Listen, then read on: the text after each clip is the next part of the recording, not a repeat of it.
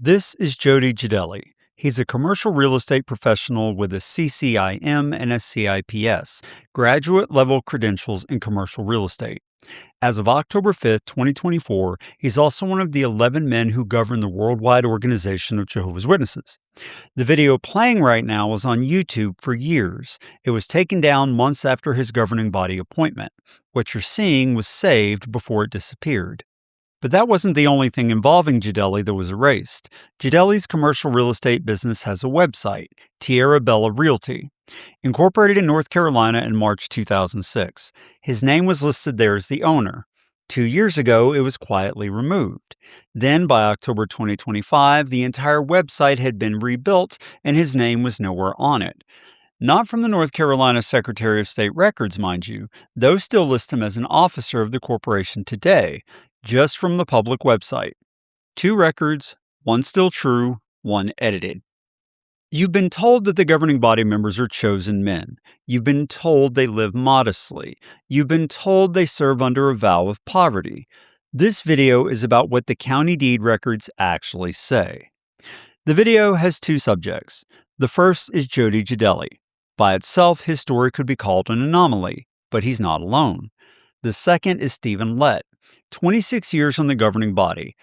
And before we get to him, you're going to see why his name is in the same sentence as Gidelli's. The receipts are in 2 state courthouses, on 2 coastlines separated by 26 years. They tell a single story. I was inside the Jehovah's Witnesses for 40 years. I've been out for 8. Everything I'll show you comes from primary source research. Every document verified, every deed number confirmable, every claim sourced in the description. It's all in the records. By the end of this video, you'll have every piece of evidence. The question you'll be left with holding is the same question I was left with holding after discovering it. Before we look at either case, let me show you what the Watchtower organization has told rank-and-file Jehovah's Witnesses consistently for 60 years about how they should live. This is the measuring stick. You can't measure the contradiction without it. May 1974, Kingdom Ministry, a monthly publication that landed in every Jehovah's Witness congregation in the United States. The piece is a progress report on pioneers, full-time ministers putting in 90-plus hours a month in the preaching work. The number of pioneers in the U.S. that year had just hit an all-time peak. Quote, reports are heard of brothers selling their homes and property and planning to finish out the rest of their days in this old system in the pioneer service. Certainly this is a fine way to spend the short time remaining before the wicked world's end. That's not just Watchtower describing the behavior, they're praising it, a fine way to spend the short time remaining. And this teaching didn't stop. Variations of it keep showing up in the Watchtower and on JW Broadcasting, Watchtower's video programming. The December 2012 Watchtower, the July 2016 Watchtower, Stephen Lett's own anti-materialism sermons in 2022 and again in February of 23. The framing changed slightly. Temporary residence replaced sell your homes, but the underlying instruction was the same. Don't invest in the system, the end is near. This is the baseline. This is what the organization sounds like when it speaks to the rank and file about what to do with their property and finances. The teaching on higher education runs parallel and is stacked across decades. According to the March 15, 1969 Watchtower, young witnesses were told not to be influenced by school counselors encouraging them toward university. Reading directly from the published page, quote, do not be influenced by them. Do not let them brainwash you with the devil's propaganda to get ahead, to make something of yourself in this world. The world has very little time left. Any future this world offers is no future. Make pioneer service, the full-time ministry with the possibility of Bethel or missionary service your goal. This is a life that offers an everlasting future. This teaching didn't stop either. The companion piece in the June 1969 Our Kingdom Ministry called pursuing a career in this system not only unwise, but extremely dangerous. The April 15, 2006 Watchtower grouped advanced education alongside get-rich-quick schemes. In 2023, Stephen Lett compared going to college with swimming through a school of hungry sharks. That was the stance on higher education for decades. In August 2025, however, the governing body softened that teaching. David Splain announced on JW Broadcasting that additional education was now a matter of personal choice. The teaching on materialism is the same shape. The July 2016 Watchtower Study Edition, in an article titled Seek the Kingdom of God, Not Material Things, stated, quote, "Now is not the time to amass more and more material things. Remember that." The December 15, 2012 Watchtower framed witnesses as aliens and temporary residents in the present world, meaning the appropriate posture toward property, investment, and long-term accumulation was to be minimal because the end was near. In March 2020, the first month of the pandemic, the governing body issued a special video update. Stephen Lett was the governing body member chosen to deliver it. He told the worldwide audience that the pandemic provides evidence that we're living in, quote, the final part of the last days. On top of those teachings, for a smaller group inside the organization, there's an additional document, a document that enforces the lifestyle Watchtower counsels witnesses to live by to an even greater degree. Every member of the worldwide order has to sign it. The April 2017 Watchtower Study Edition states categorically that approximately 67,000 members of the Worldwide Order of Special Full-Time Servants are all bound by a vow of obedience in poverty. Every Bethelite, every special pioneer, every missionary, every traveling overseer, every member of the governing body. Here's what the vow says.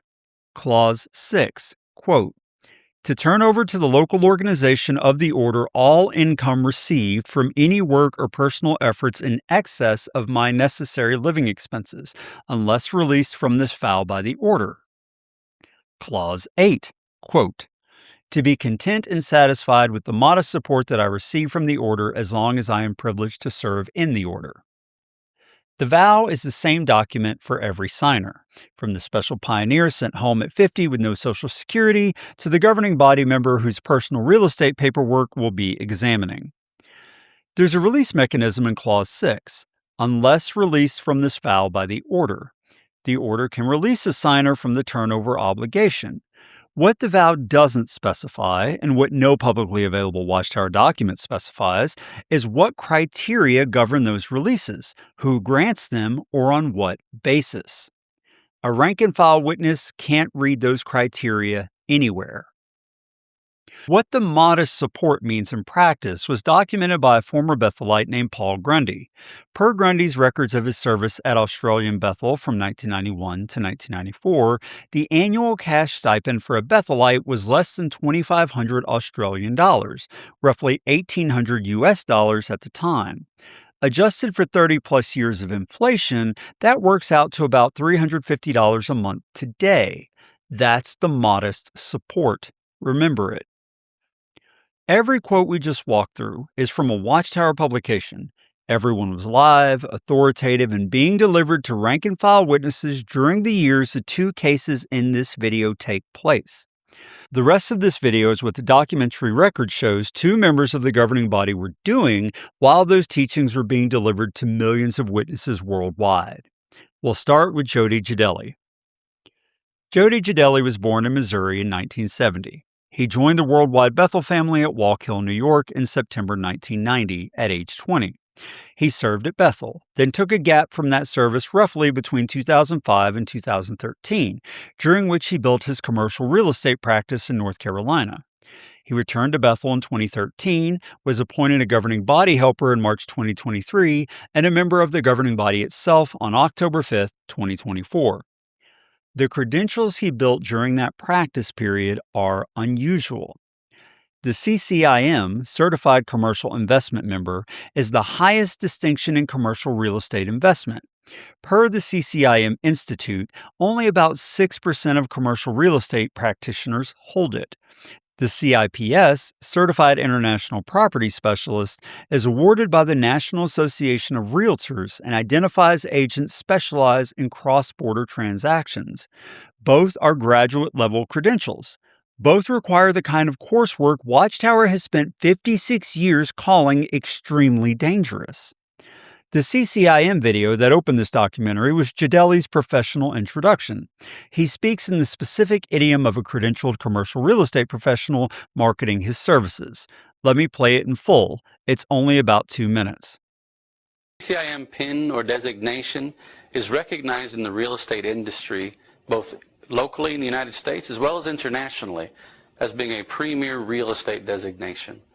The CCIM stands for Certified Commercial Investment Member. And in order to obtain this designation, one has to complete both a rigorous educational component as well as real-life experience, a portfolio of qualifying experience. The educational component revolves around 4 core classes, in addition to other classes.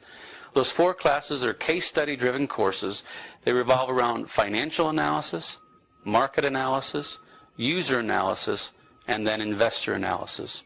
Other classes include ethics, advanced negotiations, and other classes specific to the need that we may have at the time. The portfolio of qualifying transactions, or the real-world experience, requires that we have both a volume requirement, or we've done a number of transactions, as well as what type of transactions are allowed.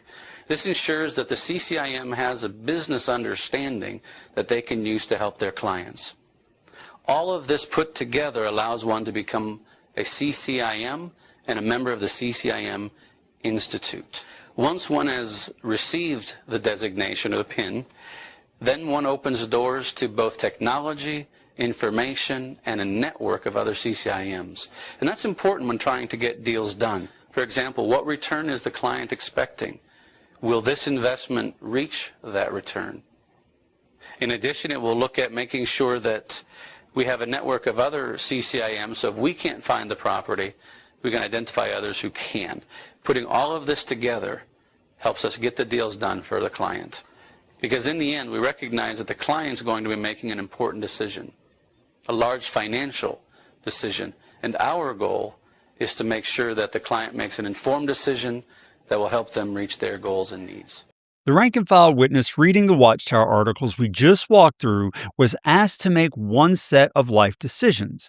The governing body member whose video you just saw was, during the same years, making a very different one.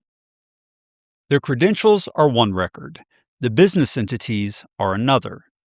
In March 2006, in the 8-year gap between his 2 Bethel service periods, while Jadeli was serving as a regular pioneer, a corporation was organized under the laws of North Carolina.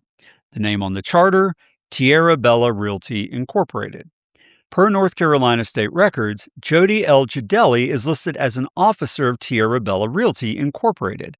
That listing is still current as of this recording. In September 2011, that corporation registered a certificate of assumed name with Mecklenburg County, the DBA, Touchstone International Properties, the brand on the promotional video.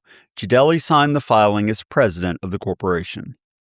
Wayback Machine snapshots of the Tierra Bella Realty website tell the story of when his name disappeared. A January 31, 2023 capture still listed Jody and Damaris Jadeli as the broker owners. A November 28, 2023 capture of the same page no longer named Jadeli. It named Michael and Marlo Harmon in his place. Somewhere in that 10-month window, the public-facing attribution was rewritten. That window includes March 2023, the month Jadeli was appointed a helper to the governing body. Then, by October 2025, the entire website was rebuilt on a new content management system. Jadeli's name was nowhere on the rebuilt page. If Jody Jadeli remains on the legally authoritative North Carolina state records an officer of Tierra Bella Realty Incorporated, which he does, then why was his name removed from the public-facing website of the same corporation? I couldn't find an answer to that question on the public record. Not from Watchtower, not from Tierra Bella Realty, not from Jadeli himself. The public-facing record and the legal record on the same corporation currently describe 2 different things. The credentials are one record, the businesses are a second, the deeds are a third. A search of North Carolina public records for Jadeli returns a set of 4 deeds in which Jody Jadeli is named as a party, each filed during his Bethel years while he was under the vow of poverty. The mailing addresses listed on those deeds are not personal residences. They are Watchtower institutional facility addresses. The specific addresses include one at Watchtower's Patterson, New York Educational and Assembly Complex and one at Watchtower's Wallkill, New York printing facility. These are not ambiguous locations. They are identifiable named Watchtower facilities. 4 personal real estate transactions, 4 mailing addresses at Watchtower facilities. That pattern, documented in public records, establishes a relationship between a governing body member's personal real estate activity and the Watchtower institutional addresses on record while Gidelli was under the vow of poverty. There is no way from the public record to determine whether Jody Gidelli has been released from Clause 6 of that vow, in whole or in part by the order. If he has, the observable activity is consistent with a legitimate release arrangement. If he hasn't, the observable activity raises a different question. Either way, the public can't tell. The order's internal decision on the question is not visible to rank and file order members, the ones who, per the 2017 Watchtower, are all bound by the same vows. That is the opacity argument. From outside, you get 2 things. You get the vow, you get the documented activity. The bridge between them, the release mechanism, if one has been exercised, is sealed. If Jody Gidelli were the only case, this video would end here. It would be an interesting documentary. A careful viewer could reasonably conclude, and in good faith, that the governing body occasionally includes members whose pre-appointment careers don't align with the organization's published teaching, that Clause 6 of the vow has a release mechanism built into its own text, that the observable pattern by itself is consistent with a legitimate exercise of that mechanism. That would be a defensible conclusion, and it would rightly raise eyebrows. But Gidelli is not the only case. The second case is Stephen Lett, 26 years on the governing body, and a handwritten document signed in 1991 by a circuit overseer under the vow of poverty has been sitting in a rural Alabama courthouse waiting for someone to look. Now, let's meet the family. We'll start where the family does, with the parents. Mark R. Lett and his wife, Jean F. Lett, spent most of the 1960s and early 1970s in full-time pioneer service with Jehovah's Witnesses. Then, in the 1975 service year, both stopped pioneering. The 1975 service year, by Jehovah's Witnesses' own calendar, ran from September 1974 through August 1975. That timing places the Lett parents' cessation of pioneer service within 10 to 15 months of the May 1974 Kingdom Ministry piece we walked through. The piece that cheered brothers who were selling their homes and property to free themselves for full-time service in the short time remaining before the end. In the same window, the Lett parents did the opposite. They left pioneer service. The first documented Lett family Gulf Coast property transaction we can confirm today is from 1977, Tim's Vendor's Lien deed in Gulf Shores.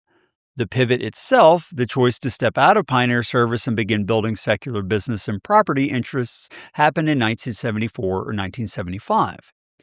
Their son, Mark Stephen Lett, had by that point been in the Worldwide Order of Special Full-Time Servants for roughly 9 years. He was early in the circuit overseer career that would define the next 3 decades of his life. Same family, 2 directions. The parents turned toward Gulf Coast real estate.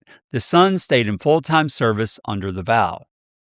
December 12, 1984. Mark and Jean Lett held a promissory note from a company called Owen Group Incorporated, $900,000 secured by a mortgage recorded in Baldwin County, Alabama. That's roughly $2.7 million in today's dollars. Private lending against a corporate borrower. 9 years after the parents stopped pioneering, this is what they were doing.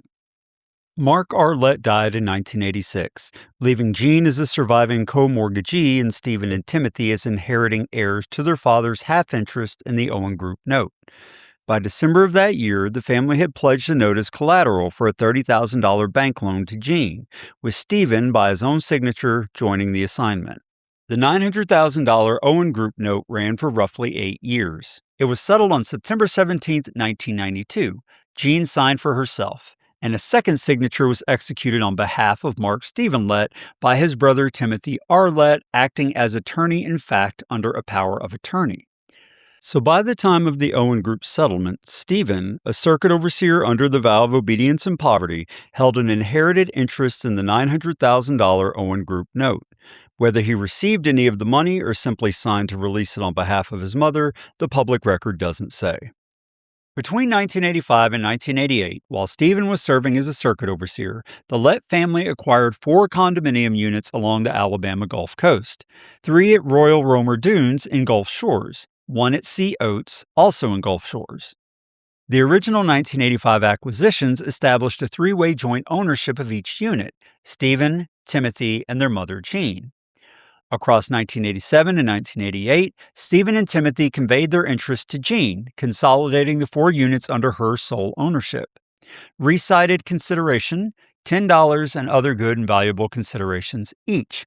That's standard legal shorthand for transfers between family members where no real money changed hands. Stephen was the circuit overseer throughout. He was a named joint owner on each unit before consolidation, and he personally signed off on the consolidation transfers with his own handwritten signature. Now let's look at the power of attorney that authorized Stephen's brother Timothy to sign for him on a number of occasions. It was executed on September 10, 1991, in Onslow County, North Carolina, where Stephen and Susan Lett were living during Stephen's circuit work. The filed record is 3 pages. The operative page, the body of the power of attorney itself, is a single page, handwritten in an era when legal documents of this consequence were almost universally typewritten, prepared by attorneys, or executed on standard forms. On the face of the document, Stephen Lett identifies himself 3 ways: Mark Stephen Lett, Mark S. Lett, M. Steve Lett. 3 legal variations of his name, allowing any document requiring his signature in any of those forms to be executed. The attorney in fact named in the document, the person authorized to sign on his behalf, is his brother Timothy R. Lett. The category of authorization, Gulf Shores, Alabama real estate, specifically referenced the Moonraker Apartments. At the time of signing, Stephen Lett had been in the worldwide order under the vow of obedience and poverty for 25 years. The document was recorded in Baldwin County on September 21, 1992, the same day as the Owen Group settlement. It has been sitting there ever since, never classified, never sealed, never made private, just there, for 33 years, waiting for someone to look. January 8, 1993. Baldwin County recorded the transfer of a lot in Hillside Estates from Mark S. Lett to Timothy R. Lett. Recited consideration, $6,000. Stephen was still in circuit service. The 1991 power of attorney was still active. The Lett family's Gulf Coast business continued to generate transactions involving Stephen personally through the early 1990s. This is the last documented pre-governing body Lett family real estate transaction involving Stephen directly. The next one, 20 years later, 14 years into his governing body tenure, was a much larger transaction. In October 1999, Stephen Lett was appointed to the governing body. The vow he had signed 33 years earlier didn't change. The release mechanism in Clause 6 didn't change. What changed was his position. He was now one of the small group of men responsible for setting doctrine and policy for what Watchtower described as God's visible organization on earth.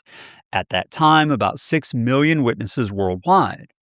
What also did not change was the Lett family's Gulf Coast real estate business. It didn't stop in 1999. It didn't wind down. It didn't dissolve. The 1991 power of attorney remained active. The ownership structures the family had built during the 1980s and 1990s remained in place. What the documentary record shows during Stephen Lett's governing body tenure is what we'll get to next. We're halfway through this video. Remember the handwritten signature from 1991. Remember the 4 Bethel forwarding addresses on Jadeli's deeds from earlier. Remember the Watchtower teachings we opened with. The May 1974 Kingdom Ministry piece cheering brothers selling their homes. The 1969 Watchtower calling career pursuit in this system extremely dangerous. The vow of obedience and poverty itself. Now, let's go back to Baldwin County, Alabama, October 2013. Here's what the records say. Norma J. Lewis was a widow. Her husband Frank had died 2 years earlier in 2011. She owned two adjacent lots on the Alabama Gulf Coast, parcels that had been in the Lewis family for years on a stretch of State Highway 180 in Gulf Shores. She wanted to sell. The buyers she found, or who found her, were a family, the Letts. On October 18, 2013, Baldwin County, Alabama recorded a vendor's lien deed, a real estate instrument in which the seller finances the sale herself and retains a lien on the property until the buyer pays in full. The grantees listed on the deed were three people: Timothy R. Lett, 50% interest as tenant in common; Mark Stephen Lett and Susan Lynn Lett, listed together as joint tenants with right of survivorship, holding the other 50%. Mark Stephen Lett was, at the time of this transaction, 14 years into his tenure on the governing body of Jehovah's Witnesses. The total consideration recorded on the deed was $500,000. Down payment at closing, $25,000. The balance, $475,000, was financed by Norma Lewis herself. The financing terms were set out in a companion instrument recorded the same day, a general security agreement and a promissory note for $475,000 at 4% interest, structured as a 10-year balloon. The attorney who prepared both instruments was Sheila Stone Shane of Alberta, Alabama, a licensed Alabama real estate attorney. The mailing address listed for the Lett grantees on the deed, a post office box in Lillian, Alabama. That's the 2013 transaction on the record. Both instruments are searchable by anyone on the Baldwin County Probate Court's public record system. 5.5 years later, the family expanded its Gulf Coast position. On April 29, 2019, 20 years into Stephen Lett's governing body tenure, Baldwin County recorded a second purchase from the same seller, Norma Lewis, this time of parcels in the William Wallace Estate subdivision, adjacent to the 2013 acquisition on the same stretch of Highway 180. The ownership structure was identical: Tim Lett 50%, Stephen and Susan Lett 50% as joint tenants, same three people. The total consideration, $60,000. $1,000 down, $59,000 seller financed at 5% on a 10-year balloon. One detail distinguishes this instrument from the 2013 deed. The 2013 deed was prepared by a licensed attorney. The 2019 instrument was prepared by Timothy R. Lett himself. Tim's name appears on the face of the document as the deed preparer. He's not a licensed Alabama attorney. Alabama law permits laypeople to prepare simple real estate instruments in certain circumstances, but the preparation of a deed in which a sitting governing body member of Jehovah's Witnesses is one of the named grantees by the grantee's own brother is an unusual choice, particularly when the 2013 transaction had been handled by a licensed attorney. Two acquisitions, 5.5 years apart, same ownership structure, same financing pattern, combined cost basis, $560,000. 9 years and 9 months after the October 2013 purchase, and just over 4 years after the 2019 addition, the Letts sold the Lagoon Park parcels. The sale date was July 17, 2023, 24 years into Stephen Lett's governing body tenure. The buyers were a new family: Charles E. Kirk and Marcia L. Kirk, and separately Charles E. Kirk with Jacqueline G. Napier. The transaction wasn't structured as a single sale. It was structured as two separate deeds recorded the same day, each transferring a different lot. The first deed, grantors: Mark Stephen Lett, Susan Lynn Lett, and Timothy R. Lett. Grantees: Charles E. Kirk and Marcia L. Kirk. Consideration: $290,000. Down payment, $85,000. Seller finance balance, $205,000 at 4.5% on a 5-year balloon. The second deed, same grantors. Grantees: Charles E. Kirk and Jacqueline G. Napier. Consideration: $650,000. Down payment, $50,000. Seller finance balance, $635,000 at 4.5% on a 5-year balloon. Two deeds, same day. Combined sale consideration, $940,000. The William Wallace Estate parcels acquired in 2019 were not part of this 2023 sale. Those parcels remain with the Lett family. The Letts paid off the 2013 Lewis financing approximately 5 weeks before the July 2023 sale. They owned the property free and clear when they sold it. They were financed in by Norma Lewis in 2013. They financed out the Kirks themselves in 2023. Same family, vendor financed buyer at the start of the 10 years, vendor financed seller at the end. On a sale at 188% of the original purchase price. Net of the interest the Letts paid Norma Lewis from 2013 to 2023, and including their share of the installment interest the Kirks will pay through the 2028 balloon, Stephen and Susan's profit from this transaction lands somewhere between $180,000 and $220,000. All of this is on the public record. The two 2023 deeds weren't the only instruments filed that day. Alabama law requires every transfer of real property to be accompanied by a real estate sales validation form. The form captures the transaction's essential facts: the purchase price, the parties, and each party's mailing address for taxation and recording purposes. It's required, and it's required under penalty of perjury. The Alabama Code makes intentional misrepresentation on the form a crime. The real estate sales validation form for the first instrument lists Mark Stephen Lett, along with Susan Lynn Lett and Timothy R. Lett, as grantors. Below the grantor's name is a line labeled mailing address. That line is handwritten, presumably in Stephen Lett's own hand. It reads, 40 Kings Drive, Tuxedo Park, New York, 10987. That address is part of Watchtower's World Headquarters complex in Warwick, New York. Specifically, 40 Kings Drive is one of the 4 residence buildings within the complex. It's also the registered institutional address of the Religious Order of Jehovah's Witnesses, Watchtower's incorporated religious order entity. The question this raises is direct. Did Watchtower know? If yes, if the governing body or Watchtower's legal department or any organ of the organization was aware that a sitting governing body member had used the Warwick headquarters address as a grantor's mailing address on a $940,000 real estate transaction, that raises questions about the organization's relationship to the transaction itself. If no, if the handwritten address was Stephen Lett's personal choice made without the organization's knowledge, that raises a different set of questions. The document can't tell us which.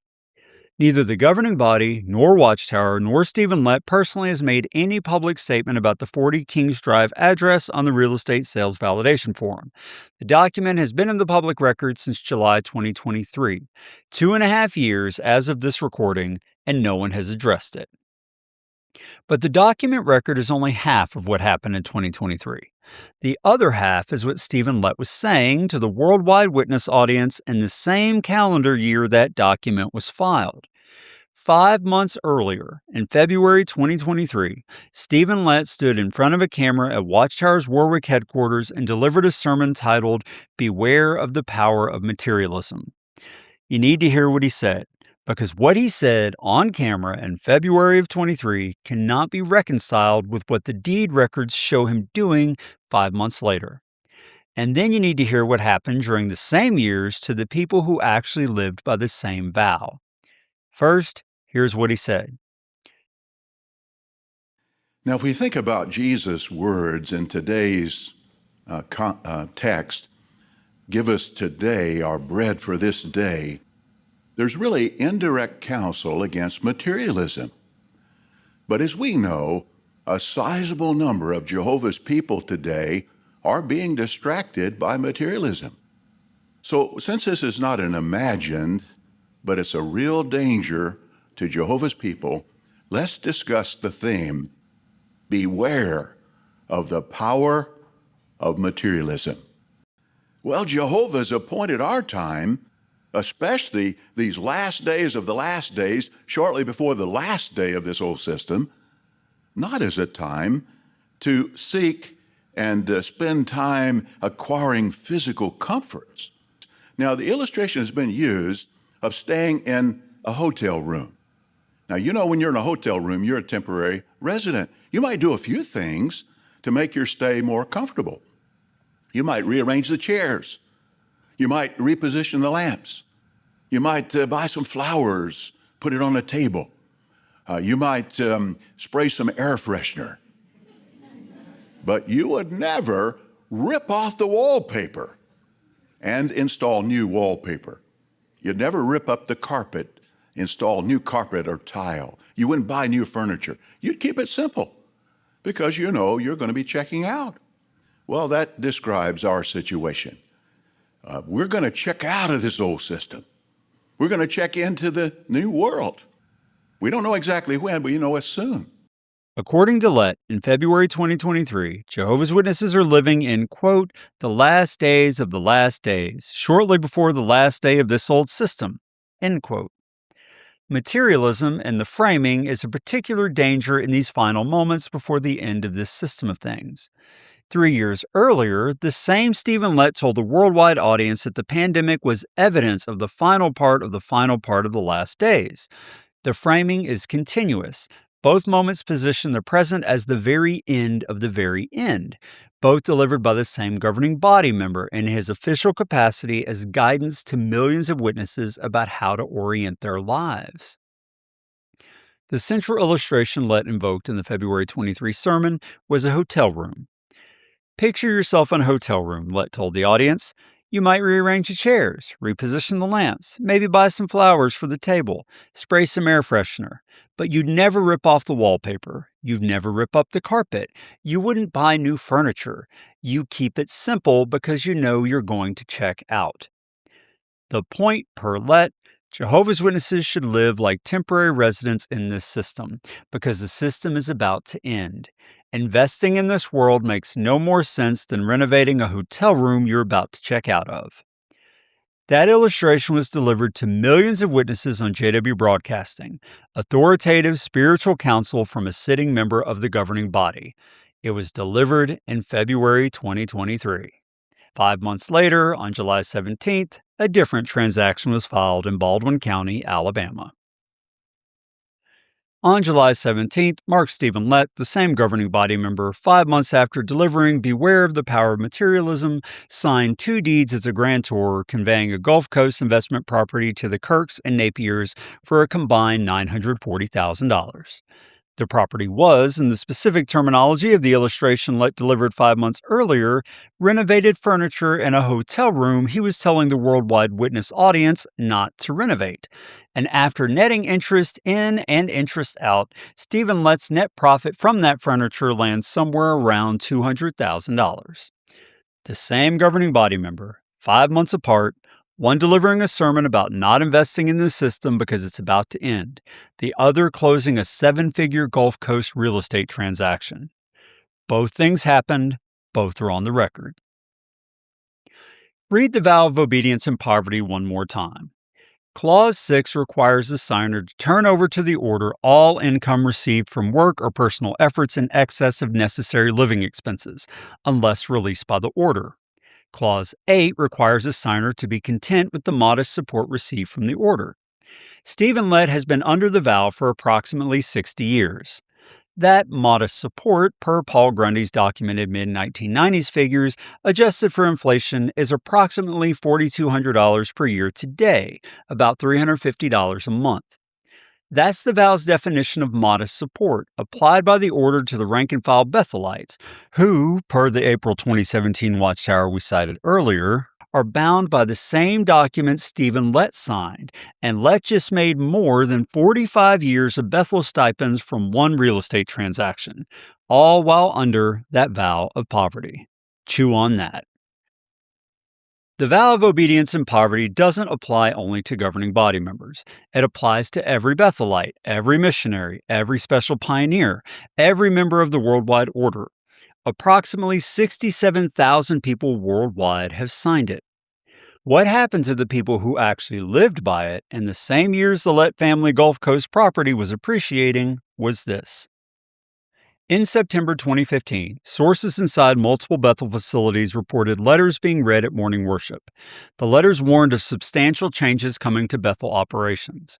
The reports were corroborated at multiple branches simultaneously in the United States, the United Kingdom, and other world branches. The investigative site JW Survey was the first to document the pattern publicly. Layoffs commenced in the winter of 2016. The scale reported approximately 25% reduction of the worldwide Bethel family. The profile of those affected was consistent. many in their 40s and 50s, many with 20 or more years of Bethel service, many with no higher education consistent with the teachings this video opened with, many with no employment history outside the organization, many with no savings, no Social Security credits, no professional credentials. A previously understood informal rule that 15 or more years of Bethel service guaranteed lifetime care from the organization was broken during the process. In the same calendar year, a few months before the layoff letters began arriving, Stephen Lett himself appeared on JW Broadcasting and delivered a special donation appeal. We have looked forward to this next fiscal year and projected the expenditures for all of the theocratic initiatives we are scheduling. In doing the math, we found that the amount of money flowing out will be much greater than the amount of money that we have coming in at this time. The organization, he told the worldwide audience, had more money going out than coming in. Witnesses needed to give. The appeal, per documentation surfaced in subsequent months, produced approximately $30 million in additional donations. Watchtower acknowledged the influx, and then Watchtower proceeded with the layoffs anyway. One Bethelite couple, both in their 50s, both having served since their late teens, was sent home in the 2015 to 2017 downsizing. Per documentation on Jehovah's Witnesses discussion forums, the husband was, post-dismissal, transferring from brother to brother because he couldn't find secular work. His wife, in a documented conversation with a still active witness friend, asked a question that is the emotional spine of this entire video. Why didn't Jehovah bless me? I did everything right. There are more cases. The case references are in the description below. And then there's what sovereign regulators have done. In Namibia, the government denied Watchtower's request to be removed from employer status for its Bethelites. Watchtower was forced to pay Social Security benefits to its Namibia Bethel staff. In Sweden, Watchtower's own 2016 yearbook legal report, published on JW.org, acknowledges that Swedish authorities characterized Bethel as, quote, a commercial business employing Bethelites. The state assessed tens of thousands of euros in employer and employee taxes against Bethel and against individual Bethelites. Watchtower's response, per its own account, was to file 6 separate applications with the European Court of Human Rights to reverse the assessment. That's Watchtower's own words, documenting from the organization's own perspective that sovereign regulators in multiple countries have looked at the Bethel arrangement and characterized it as an employment relationship with associated tax obligations. The rank-and-file position within that arrangement produces no Social Security, no retirement, no home. The legal mechanism is an IRS Publication 517. A member of a religious order who has taken a vow of poverty is exempt from self-employment tax. The earnings are tax-free to the individual. They are considered income of the religious order, which means the member accrues no FICA credits for Social Security, which means the member receives no Social Security retirement benefits from years of Bethel service. The same legal structure that protects Watchtower from employer-side payroll taxes on approximately 67,000 full-time workers worldwide is the structure that produces a workforce with no Social Security credits, no retirement protections, and no recourse. Look at what the record shows, side by side. A couple sent home, transferring from brother to brother. A governing body member's mailing address at 40 Kings Drive. Bethelites with no Social Security credits, installment interest through 2028, around $200,000 in net profit. Extremely dangerous to pursue a career in this system. Graduate-level commercial real estate credentials held during a governing body tenure. Spring 2015, a donation appeal from one governing body member that produced $30 million. October 2013 through July 2023, a $500,000 investment property held, expanded, and sold for nearly $1 million by the same man. February 2023, beware of the power of materialism delivered to millions. July 2023, a $940,000 sale signed by hand. One vow, 2 outcomes. That is what the record shows. If you've watched all the way here, you're the audience this channel is built for. This kind of primary source work takes a lot of time. What keeps it going is subscribing and sharing with one person who needs to see it. The references are in the description below. Every deed number, every watchtower citation, every Bethelite case. If you know of a story like this that needs telling, email me at jonathanlegepodcast@gmail.com. And if you would like to support the channel more directly, please click the join button below this video. Thank you in advance. Now, the last thing. The vow of obedience and poverty does not strictly forbid a governing body member from doing what the records show two governing body members doing. What it does, in its explicit operative language, Clause 6, is forbid every ordinary witness under the same vow from retaining such income. That's not an accusation. That's a description of how the records read when you place them side by side. An organization that has preached simplicity, the nearness of the end, and the danger of investing in this system for roughly 150 years has produced leadership whose documented conduct, in the case of two sitting governing body members, runs in the opposite direction. At the same time, the rank and file who actually lived by the same vow received no Social Security, no retirement savings, no professional credentials, no homes. The teachings are still on JW.org. The deed records are still in Baldwin County. The vow is still the document every member of the Worldwide Order signs. And the question, the one that's been running under this video since the first minute, is now yours to hold. If this is how the organization treats its own vow at the top, what does that tell the rank and file about everything else they've been told? July 17th, 2028. That's the date the two balloon payments on the Kirk notes come due. Stephen Lett will be 79 years old. The vow will still be the vow. The records will still be the records. And the truth, the kind written by hand on a sworn document filed with the state of Alabama, will still be the truth. I wanted to pause for a second to ask for your support by becoming a channel member of the channel by clicking the join button below. It starts at a whopping $4 a month. If that won't break the bank for you, it helps me be able to produce more content like this. If it would break the bank for you, by all means, just keep watching. Thank you in advance for your generous support.